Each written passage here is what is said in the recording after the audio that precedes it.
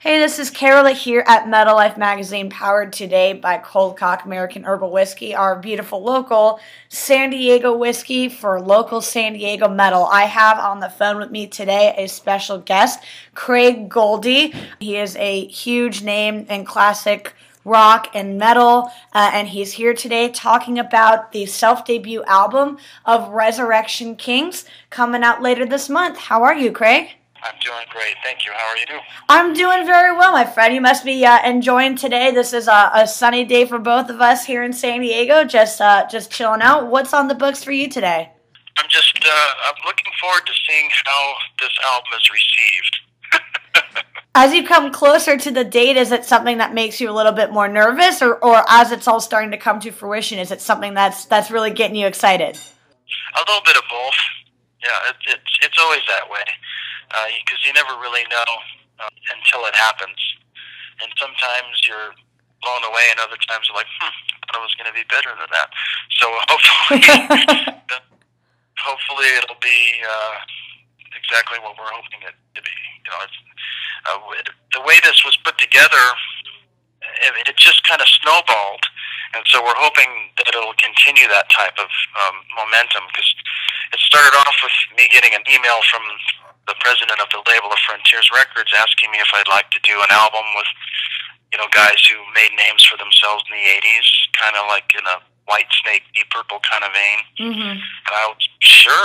Chaz West, the singer, him and I had written a song together, and so that was the first song that I thought of, because him and I were trying to get a band together actually with Sean McNabb a few years ago, and it kind of fell through. So they were taking song submissions, so I submitted that song, and they were like, they loved it so much they actually wanted to call the band Living Out Loud and the album Living Out Loud. And then the singer that they had in mind also played bass, and when he fell through, it just made perfect sense, for me to go to Chaz, and luckily he was available, and then Sean was available. And then when the drummer fell through, to the naked eye, it looked like this project was just falling apart at the seams. The next thing you know, me and Vinny Appice are working together in a recording session, and when that happened, I asked him. He said, "Yeah, I'll do it." It's next thing you know, we got all these great players, and Alessandro Devecchio, the producer, he's an amazing songwriter, a great singer. One of these days, I'd love to do an album with him as the singer. He's a great producer, great songwriter. Most of the songs were actually written by Alessandro, and next thing you know, here's Vinny's monstrous drums on it, and Sean's amazing playing, and Chaz singing, and I'm putting guitar parts on it, and we're just going, wow, this is really something special. I remember the song, I checked out your EPK that you guys posted on your social media, and the song that, honestly, Craig, you have an amazing guitar tone in that song, and I don't think you mentioned the name, but I was so seduced by that tone and the way everything came together. To me, it's really different than any other project that's sort of come in your vein before. As much as I love Vinny Appice, Kill Devil Hill was great. And I know Metal Allegiance is something that's coming around right now with sort of the same aspect. You've got all these guys who started out in the 80s, and they're making original music, and some of it's covers, and I know you've had your share of covers, but I think there's something really powerful and something a little longer lasting that Resurrection Kings has, because there's definitely been people like you who have been those, as you said in your EPK, famous guys from the 80s trying to make music. But I think there's something different. What do you think? Is there something different that will make Resurrection Kings sort of stand out among those kind of other projects? Well, thank you, first of all, for saying that. I mean, that's what I hope for, and that's what we all hope for, and that's what everybody who does albums nowadays hopes for, is for that type of reaction right there. In fact, the beginning music to the EPK is the song called Living Out Loud. It's just, my favorite band is Deep Purple, then Rainbow, of course, and then, I loved Whitesnake, and I loved Van Halen, and I actually liked bands like Journey and Foreigner and Genesis, and Pink Floyd. But Rainbow never had the nasty, sexy guitar that Whitesnake had, and Whitesnake really never had the dark, ethereal, Richie Blackmore type Pink Floyd didn't have either of them. And Genesis didn't have, what Pink Floyd had. And it was my hope to try to combine all that stuff. But a new mixture of already existing entities does not constitute uniqueness. Mm-hmm. So it was just a matter of trying to utilize the music that I was influenced by, and then put my own original material into those songs, utilizing those aspects. Mm-hmm. I do know that, obviously you've had experience playing a lot of cover songs with past bands. So I guess one thing I wanted to ask you, because is it harder knowing that you've played a lot of cover songs? Is it difficult to not pull from those songs, or is it a way that you maintain your shape so that when you start writing music, you sort of feel already fit musically by playing songs from other bands? Well, that's a very good question. I've never had anybody ask that question before. Thank you. I've been doing this for 30 years, and I never had that question posed to me. But so thank you for that. Of course. And damn at the same time, because now I got to think. No. It's definitely a struggle for everybody. And I think some people are just better at it than others. And I think it boils down to work ethic. And I think it boils down to just how hard people are willing to work. For me, it kind of came naturally because I can draw like a photograph. When I look at someone and then I look down and there's a blank piece of paper, I still have the image of their face that I just looked at. So then I got to look up again, I look back down, I look up, and look back down. This story's going to make sense in a minute. And then as I draw them, if their eyes are too close together, or the bottom of their eye is too close to the bottom of their nose, but yet the shapes are identical, it's still not going to look like them. When I wanted to, I utilized that when I started playing guitar, and I wanted to learn Ritchie Blackmore solos, because it was Deep Purple that made me want to play guitar. So it was a similar thing where I would try to learn, and then I'd record myself and listen back, and I go, well, that's not, so I learned to copy, and then after a while, I started to try to learn how to create. And I started noticing that where my creations were too close to a copy.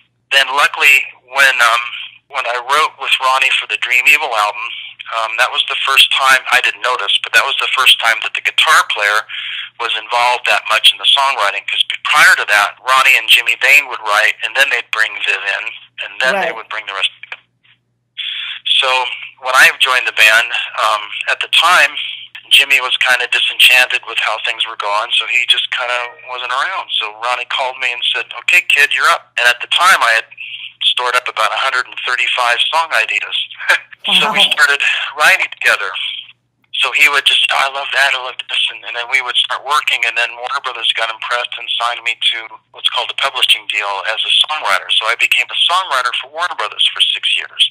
And as that, you get a chance to submit your materials to become available for soundtracks for movies and TVs and commercials and other famous bands. Wow. But my music kept getting turned down. So I thought, well, what the heck's going on with this? So I then turned that same, focus that I would do drawing into learning what other people did in hit songwriting. So I would study hit songs. So then I studied them so much that I would create like these empty templates that I would then implement my own original material inside of a template. And next thing I know, I got David Lee Roth calling me at home saying, hey, man, love your stuff. Let's get together and write some more. And that's where I got my first gold record from. So little by little, I started learning how, what I was doing wrong and what I was doing right, and being brutally honest with myself. That's the key right there. Mm-hmm. As a lot of people are not brutally honest with themselves, and they're not willing to put that amount of work into it. Some people it comes natural for, and some people it doesn't. But I think that's the difference, is just loving it so much and wanting to put in the effort that, when me and Ronnie would write together, we would actually record the whole entire album at his home before we would go and record the entire album. Oh. It was a lot of hard work, and every little thing mattered. I mean, there were so many. I saw how he labored, because when you really think about it, a song is either a story or a conversation you're having with the listener within a musical environment. And the law of hit songwriting is melody first, lyrics second. So the melody actually limits the amount of syllables you have to tell your story. So when you think of it that way, that's really hard to do. Because even though the internet has changed things drastically, the process that's involved in punching people in the soul with your music to the point where they've got to have it, that process is always the same and always will be until the day we become cyborgs. But that's the process that means you got to work hard. I saw how Ronnie toiled, and I saw the tools he used, and I saw what he did. Got a chance to really learn from some of the best people in the music industry, and they took me under their wing and showed me things that that no one would ever see before unless you were behind closed doors, and it was amazing. And so I'm just now being able to kind of contribute that into the original material that's going to be coming out now. Backtracking to what you said a little bit ago, is that's a problem that I think a lot of people have, is that, like, yes, people associate you with Dio and the Disciples and all these projects that you formerly did. You don't rely on that influence. You created something of your own, no matter how hard it took. And, there's not a lot of people now who you can say have their own tone. A lot of bands rely on advertising themselves as bands or guitarists who are already so well known, rather than finding what their trademark is, what their sell point is. And I think that's a great point that you had. I mean, that's what we're hoping for, anyways. Drummers and bass players aren't really seen as songwriters. The same reason that we have a conscious and a subconscious brain, is the conscious brain is kind of like the guitar player and the singer, and the subconscious brain is like the bass player and the drummer. The feel, because you could come up with a great riff, and melody lines and lyrics, but it's got to feel good. So it's got to move from beginning to end. It's got to be done in such a way that it's almost invisible. And that's how, Vinny and Sean are really good at that, being able to lay that foundation and build that, because there's a lot of momentum that gets built through the drums and bass that have nothing to do with the guitar and the vocals. But people don't really understand it because it's not the focal point. Mm. And these guys are like experts at it, and we were just really fortunate to have these guys, because as they started putting down their parts, and I'm putting my guitar parts to the bass and drums that they put, I'm like, whoa, now I got to step up my game, I could honestly talk to you all day about this, but we are going to wrap up now. So I guess my last question is, are there any plans for NAMM? And if not, what are your plans for touring? Well, actually, we are currently in negotiations with managers and agents to book tours to support the album, which is good.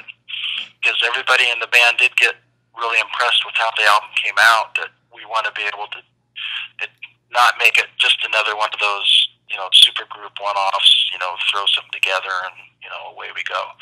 And the Dio Disciples are going to be doing an original material album coming up. And so there's quite a few things going on this year. So I'm hoping that, because some of my best playing and some of my best songwriting and some of my best recording techniques haven't really been captured yet. But there's hints of that on this album. There's hints of it on my first solo album called Hidden in Plain Sight. All the things that I was able to soak up, I'm just now actually being able to utilize, and that's what's exciting for me, is because there's so much knowledge stored up from what I've learned from other people. It's not like, hey, look at what Craig Goldy can do. It's more like, I've learned from people who work with, side by side with guys like Led Zeppelin and John Lennon, and there's all these people that I've worked with side by side, that I'm just now being able to put that to use. And it's exciting, and it's scary at the same time. Craig Goldy, thank you so much for being with us here on Metal Life. We really appreciate your time. Thank you very much. I appreciate you. You have a great time. Thank you.